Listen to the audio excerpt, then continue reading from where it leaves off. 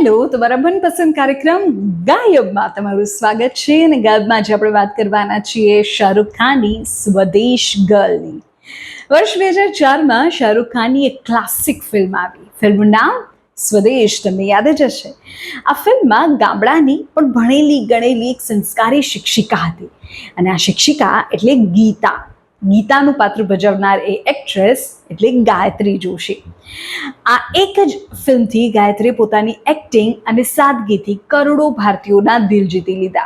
પણ આટલી મોટી ઓલ ટાઈમ ક્લાસિક ફિલ્મ આપ્યા પછી તે તો દર કોઈ બીજી ફિલ્મમાં જોવા મળવી જોઈએ. શાહરૂખ સાથે બીજી ફિલ્મ આવવી જોઈએ, બીજા કોઈ મોટા કલાકારો સાથે તે જોવા મળવી જોઈએ, પણ કેમ તે ક્યારેય ન દેખાય. ગાયત્રી જોશી ફિલ્મોમાં આવતા પહેલા તમને નહીં ખબર હોય, પણ એક ટોપ મોડેલ હતી. એટલું જ નહીં, મિસ ઇન્ડિયા 2000ની ફાઇનલિસ્ટ હતી. જ્યારે આટલા મોટા તમે પ્લેટફોર્મ પર હો, મિસ ઇન્ડિયા જેવા, તો સ્વાભાવિક છે કે બોલિવૂડના દરવાજા તમારા માટે સરળતાથી ખુલી જાય. સ્વદેશ માટે તેને બેસ્ટ ડેબ્યુના તમામ મોટા એવોર્ડ્સ મળ્યા, જેમ કે ફિલ્મફેર, આઈફા. ક્રિટિક્સે પણ તેને બોલિવૂડનું ભવિષ્ય ગણાવી.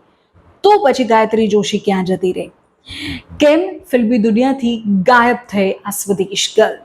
સ્વદેશ રિલીઝ થયાના તુરંત જ પછી 2005માં ગાયત્રીએ ભારતના સૌથી મોટા અબજોપતિ બિઝનેસમેન અને ઓબેરોય કન્સ્ટ્રક્શનના પ્રમોટર વિકાસ ઓબેરોય સાથે લગ્ન કરી લીધા.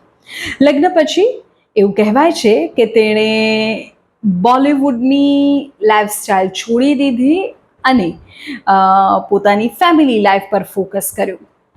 કેટલાક લોકો એવું પણ કહે છે કે તેણે લગ્ન પછી એક કરોડોની આલિશાન જિંદગી જીવવાનું પસંદ કર્યું, શાંતિવાળી લાઈફસ્ટાઈલ પસંદ કરી અને બોલિવૂડની સ્ટ્રગલને તેણે છોડી દેવી હતી. ગાયત્રી જોશી અત્યારે ભારતના સૌથી ધનિક પરિવારની વહુ છે. મુંબઈના પોશ એરિયામાં રહે છે. મોટી મોટી હાઈ પ્રોફાઇલ સેલિબ્રિટી પાર્ટીઝમાં જોવા મળે છે. તાજેતરમાં જ ઇટાલીમાં તેમની એક લક્ઝરી કારને અકસ્માત નડ્યો હતો, ત્યારે તે ચર્ચામાં આવી હતી.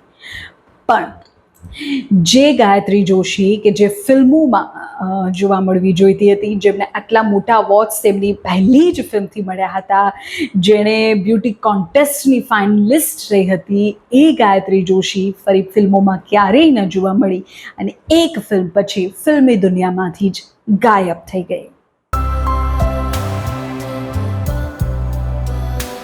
ખાયા